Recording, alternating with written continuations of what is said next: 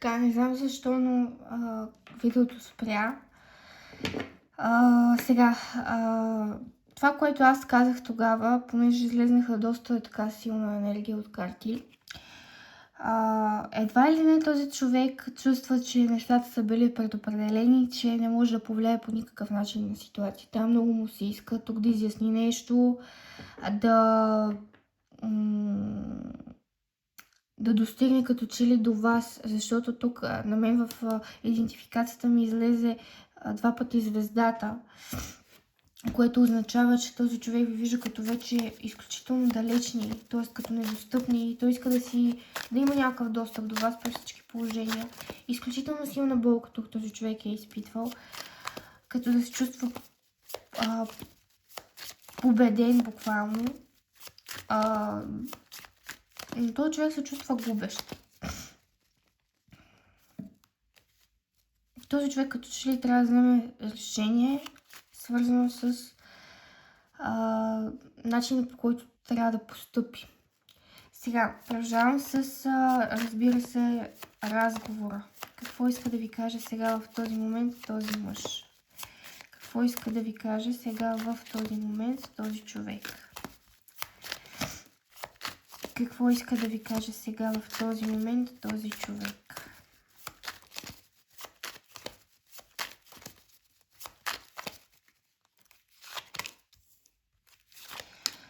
Че иска ситуацията между вас да се задвижи, че прави планове, обмисля всяка следваща стъпка, последствията също така от евентуални негови действия. Този човек иска да ви каже, че буквално обръща внимание на детайлите. Иска да ви кажа, че това разстояние, което е между вас, му тъжи изключително много и създава у него едни конфликти вътрешни, които така доста го мъчат, бих казала. Звездата излиза отново. Само че този път на дъното на колодата. Така, този човек иска да ви каже, че усеща тази близост, желание и двамата да бъдете заедно, да бъдете един до друг. Наблюдава ви в социалните мрежи, но го прави така, че вие да не разберете.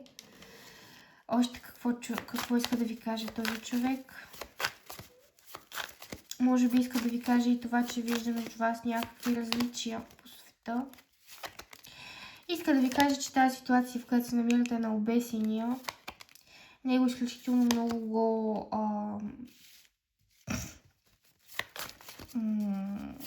го тормози. За него това е една изключително голяма тежест.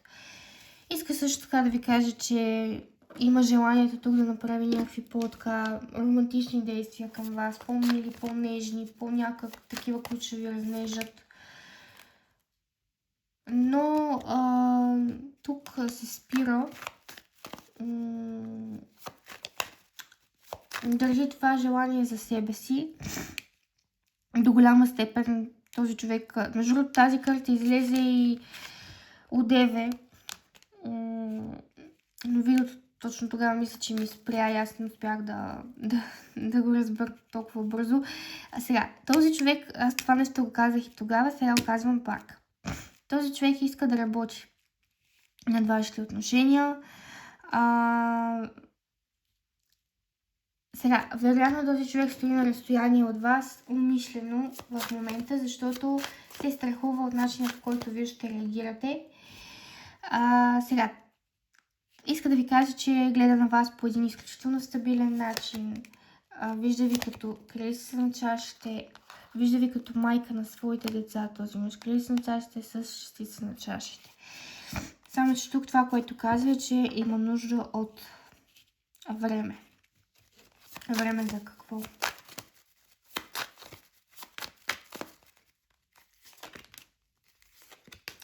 Време, в което да се изясни нещо относно чувствата си към вас.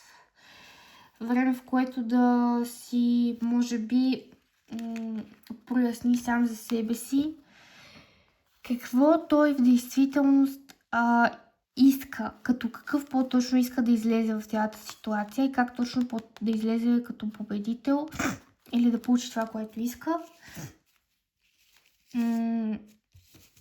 Между другото, тук по крилицата на чашата той вижда като много женствено, много нежно и много чувствително. И иска евентуално вие пак да си влезете в тази енергия, ако не сте. Това е, което иска да ви каже. Сега ще изтегля едно послание от тези оракулски карти и едно от ето тези. Я да видим.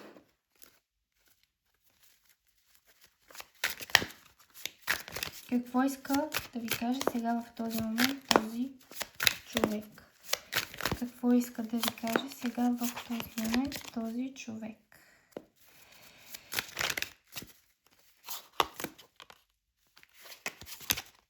Добре, стегли две. Ждувам за своите целувки. Любовниците. Тази карта, която излезе от 9.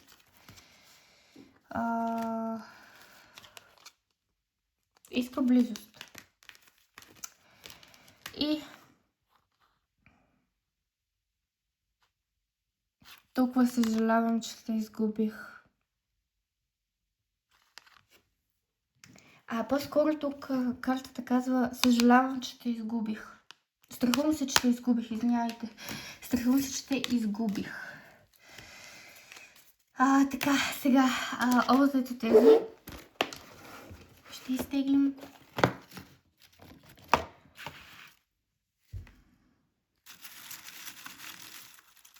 Това. Ето товачка.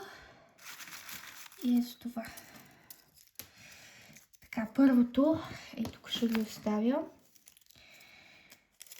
Първото послание е: знам какво искам и това си ти. Така. Второто: избирам теб отново и отново. Това мисля, че беше. И имам нужда от време, за да разбера чувствата си. Това пък тотално си кореспондира с краля на чашите.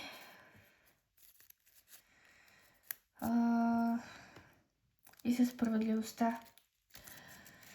Благодаря ви, че гледахте това видео. Благодаря ви, че останахте с мен до края. Пак искам да се извиня за гласа и ако евентуално съм шмъркала прекалено много.